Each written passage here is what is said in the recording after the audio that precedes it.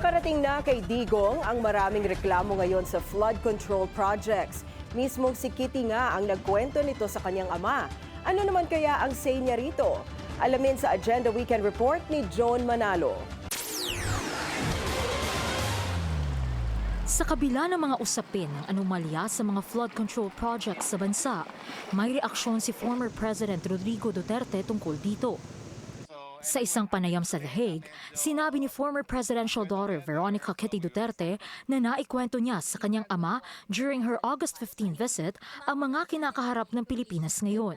Contractor na yan. Isa na rito ang pagsisiwalat ni Pangulong Bongbong Marcos sa top 15 contractors na kumita dahil sa kabi-kabila nitong flood control projects.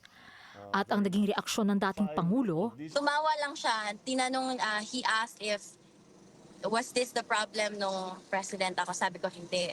You were a good one. You were an excellent one. So ayun, tumawa lang siya, then he quickly shifted na to the family matters. kaugnay nito, inilunsad ng palasyo ang sumbong sa Pangulo website nitong August 11, kung saan mahigit 1,000 na ang nagsumite ng reports simula sa unang araw nito hanggang August 13. Nakapagtala naman ng mahigit 84,000 views ang website during the same period. Samantala, hinanap din ni FPRRD ang common law wife na si Honelat Avancenia sa pagbisita ni Kitty sa The Hague. He was looking for my mother again. And kasi akala niya, he thought that I'm alone here. But I said, no, my mother's just waiting there because you know the situation already. Matatanda ang pinagbawalang bumisita si Avancenia kay FPRRD na nakakulong ngayon sa ICC headquarters due to alleged crimes against humanity.